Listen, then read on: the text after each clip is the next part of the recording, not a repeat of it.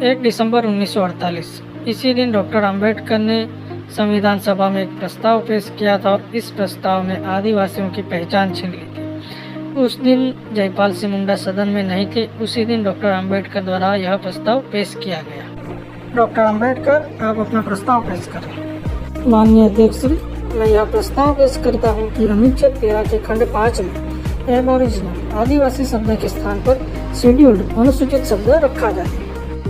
जब मसौदा समिति मूल अधिकारों के प्रश्न पर विचार कर रही थी तो उस समय वन जातियों के क्षेत्रों के संबंध में जो समिति नियुक्त की गई थी उसने अपना प्रतिवेदन उपस्थित नहीं किया था और इसलिए मसौदा बनाते समय हमें आदिवासी शब्द रखना पड़ा।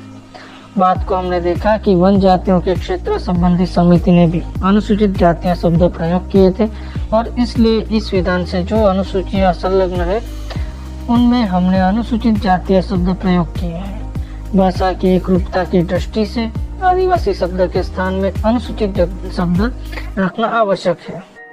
दूसरे दिन 2 दिसंबर 1948 को सदन में जयपाल सिंह मुंडा ने आते हैं डॉक्टर अंबेडकर पर सवाल दागा। जयपाल सिंह मुंडा जी। माननीय अध्यक्ष जी, मैं चाहूँगा कि डॉक्टर अंबेडकर इन पर प्रकाश डालें। पहली बात जिसको मैं उनके द्वारा स्पष्ट कराना चाहता हूँ वह संशोधन संख्या 491 के संबंध में है जिसको उन्होंने पेश किया है और जिसमें वे आदिवासी शब्द के स्थान में अनुसूचित शब्द रखना चाहते हैं। श्रीमान, जब कभी भी ऐसी अवस्था में आदिवासियों पर प्रभाव डालने वाली किसी भी बात पर मुझे वाद विवाद करना पड़ा है उस समय हमारा अहित ही हुआ है। इसका स्पष्ट कारण यह है कि आदिवासी संबंधी उप समितियों की 2 रिपोर्टों पर इस सभा में पूर्ण रूप से वाद विवाद नहीं हो पाया है, जिसका फल यह हुआ कि सभा अपना सामूहिक दृष्टि बिंदु न बना सकी अथवा किसी सामूहिक निर्णय तक न पहुंच सकी, जैसा कि अन्य समस्त अनुच्छेदों के संबंध में हुआ है।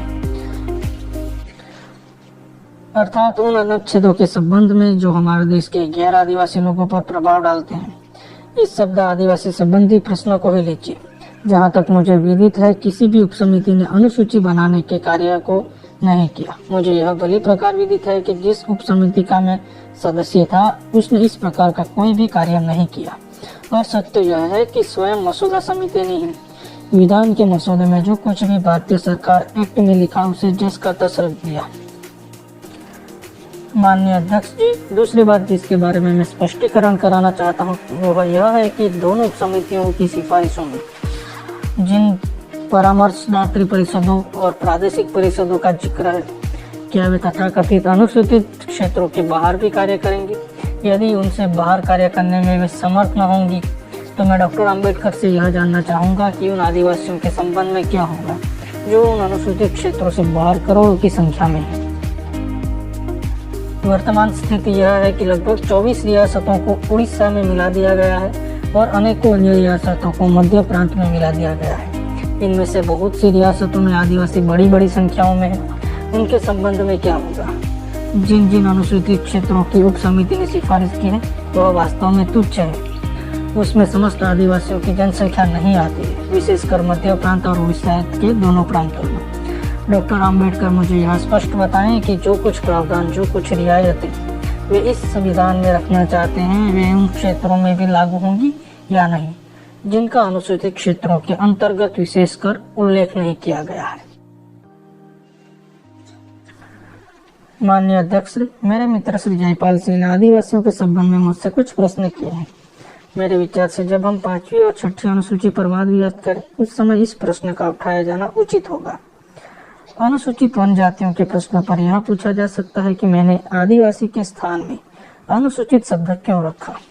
इस बात पर मेरा उत्तर यह है, जैसा कि मैंने कहा है, अनुसूचित वन जाति शब्द का एक निश्चित अर्थ है क्योंकि वह वन जातियों को क्रमबद्ध करता है, जैसा कि आप दोनों अनुच्छेदों में पाएंगे। आदिवासी शब्द वास्तव में एक सामान्य शब्द है जिसका कोई विशिष्ट कानूनी अर्थ नहीं है। यह कुछ कुछ अछूत शब्दों के समान है, इसका कोई निश्चित कानूनी अर्थ नहीं है।